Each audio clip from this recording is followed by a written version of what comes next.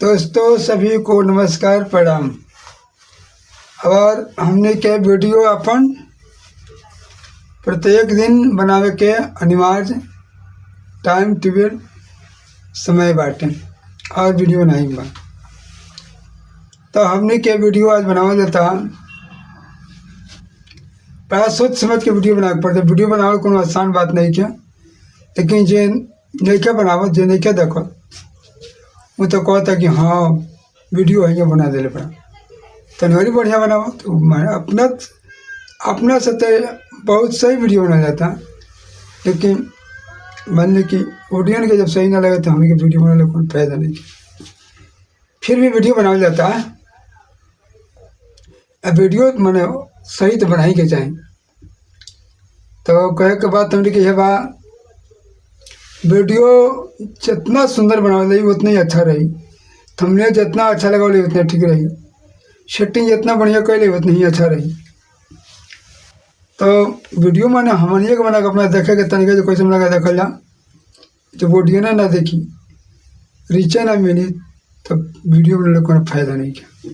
तो ठीक बा वीडियो बनाया जाता बहुत अच्छा बात। ये भी वीडियो मैंने रिलेटिव में लगा था, मैंने साथी संगतिया वो तो नुक से निकालिए देता ठीक है वीडियो में तो ऐसे बनाओ वीडियो हम बनावत नहीं, लेकिन अपना से बहुत सुंदर बनाते हैं, बहुत ठीक बनाते हैं। लेकिन लोग का देखला मैंने अच्छा नहीं क्या लगा तो कौन ठीक बा ओकरो बात अच्छा बा। जैसे कि कुछ तो कहलस नहीं जो हाँ यार कुछ अच्छा बना फिर मैं बनावत नहीं। तो हमने के वीडियो बनावे के अजीब मसौदा बा। वीडियो बनावल जाता, वीडियो के सेटिंग हमने से पूरा हो नहीं कर पावत। वीडियो के सेटिंग हमने के लगे जैसे कि चैनल बनौनी जान तो चेंग हमने के बनाते हैं ऊपर झापर के बन गई बा। एक बाद से हमने के सेटिंग के कोई नहीं के हमने के वीडियो अच्छा हो, वीडियो को रीच मिले, वीडियो चलो। तो मैंने अपन तो परिश्रम करते हैं, जहाँ परिश्रम में हमारा टूटल नहीं किया। प्रत्येक दिन हम वीडियो डाल बने, फिर भी वीडियो बनावे से हम हटल नहीं की वीडियो बनावत था नहीं वीडियो बनाए।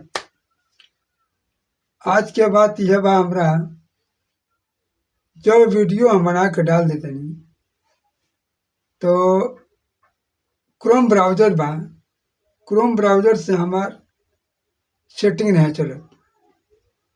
यूट्यूब पर से ठीक बा, YT स्टूडियो से ठीक बा, क्रोम ब्राउजर बात हो जो हमने वीडियो के मने धीमा कर दे चले नहीं के दी ओकर सेटिंग नहीं कर भाई।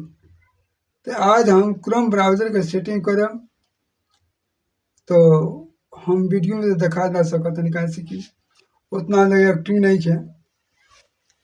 बाकी हम वीडियो के सेटिंग मैंने मोबाइल से अपना कर लें तो वीडियो जब सेट हो जाई तो अर्निंग मिली, व्यूज मिली, सब्सक्राइबर मिली हन। और बिना वीडियो सेट के चलत नहीं है। जब यही से लोग बात कहते तो लाइका नहीं मिलत, तो तेरा व्यूजा नहीं है मिलत।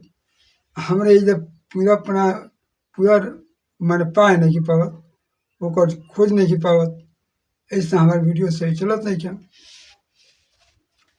जितना ही वीडियो बना ले बनी हम मैंने कोनो वीडियो चल रहा बात 200 250 300 ले, कोनो 150 चलवा, कोनो 100 गो, कोनो 85 गो, कोनो 80 गो, कोनो 90 गो, 3 4 2 1 सब बाटे में लगा, कोनो में नहीं बाटे 0 बा। तो कहे का मतलब हम कि जब सेटिंग कर लें तो वीडियो हमारे ठीक चली। अब सेटिंग के लिए हम बहुत प्रयास कर रहे बनी, ना कहीं जाए तो अपना हाथ सेटिंग हम करें। जब तक सेटिंग ना कर तो हमारा वीडियो चल ना पाएगी। जब वीडियो ना चली तो हमें बनने को फायदा का भर सब लोग हमारा कह देता है होता है वीडियो और सही बनाओ चलत नहीं के। तो जितना भी अपना अच्छा वीडियो बनाए उतना बनाए, अब बिना सेटिंग के हमारा वीडियो चल ना पाए। जब सेटिंग बढ़िया अच्छा रही तो लाइव में भी वीडियो में जोड़िए लोग, और हमारे वीडियो भी लॉन्ग वीडियो भी चली, शॉर्ट वीडियो भी बहुत अच्छा चली। तो बिना सेटिंग के कोनो काम नहीं हो, बिना सेट कैले कोनो मोबाइल काम ना भइल ना होई। मोबाइल में सेटिंग चाहिए यूट्यूब पर सेटिंग चाहें, वाईटी स्टूडियो में सेटिंग चाहें, क्रोम ब्राउजर में सेटिंग चाहें, बिना सेटिंग के 3 गो ऐप में सेट करेगा बा। Chrome browser, YouTube, YT studio, जब तीनों में सेटिंग हो जाई, इंडिया स्टेशन लिखा जाई कंट्री, तब तार वीडियो एकदम शुद्ध हो जाई, तार वीडियो चले लगे भैया। ऐसे वीडियो हमने का रीच नहीं कहते, बढ़त नहीं के वीडियो नहीं कहते, और सब्सक्राइब नहीं करना हमने के वाईटी स्टूडियो में बस व्यूज देख लेता नहीं, वीडियो चलल कि ना चलल, बस यूट्यूब पर वीडियो बना देते हैं, वीडियो बना कर डाल दा, बस चलते नहीं है। का होता है कितना व्यूज रहता है, 100 गो आइल बा, 50 गो आइल बा, 20 गो आइल बा, तब वीडियो हमने को सही ना बनी, सेटिंग में सही ना हुई, तो कहाँ से चली। यह कुल हमने का मार्जिन कैले बा, हमने के पूरा देखना ही पाओ जे कहाँ से कहाँ गड़बड़ बा। यही गड़बड़ी से हमने के वीडियो सही शुद्ध नहीं चलत। और जे जे जकर सेटिंग बा वो कैसे वीडियो बना के डाल देता, वो चल जाता। कुल देखते हैं हमने के, हमने को वीडियो लोग के देख के बनाते हैं, खाली अपने वीडियो बनावे डाला नहीं है शुरू पहले, लोगों को वीडियो देखा जाता कि कौन अच्छे से वीडियो डालता, क्या डालता और क्या ओकर चलता वीडियो, जो ओकर चल जाता वीडियो हमने को चलता नहीं क्या, हमने से बहुत खराब खराब वीडियो अर्निंग देता, रीच बढ़ता, व्यूज आता, सब्सक्राइब मिलता रहे। हमने के वीडियो कितना अच्छा बनाते हैं, कितना सुंदर थंबनेल बनाता नहीं, फिर वही जगह पर होता। तो वैसे कहता नहीं हम वीडियो बनाता नहीं आज, और सेटिंग के बाजुए कि हमार वीडियो अच्छा से चली, बिना सेटिंग के ना चली, कितनों कुटली वीडियो चल ना पाए, 4 गो 5 गो 10 गो 20 गो 100 गो ले जाई तो उससे कुछ ना हो, लेके पूर्णतः ही रह पड़ी। तो यह बात बटे।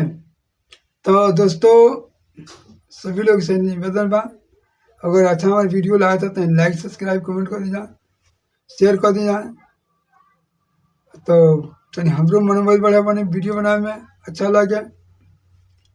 तो सब लोग से प्यार दुलार मिली तब हमारे वीडियो बढ़िया से चली, बिना प्यार दुलार के वीडियो चले लेना, बिना जनता से मदद से क्योंकि आगे नहीं बढ़ल, जनता का मदद से, ऋण के मदद से प्रधानमंत्री बनता रहे, विधायक बनता रहे, प्रधानमंत्री बनता रहे और सांसद बनता लो, जनता के देन से। जनता ना देखी, जनता ना एक आगे बढ़ाई तो हम वीडियो बनाते रह जाए, लोग वीडियो बनाते रह जाए, बड़ा बड़ा फिल्म स्टार वाले लोग वालों जनता की वजह से बढ़ल वालों, घर से निकल बढ़ल, सारा जनता के प्यार से बढ़ेला।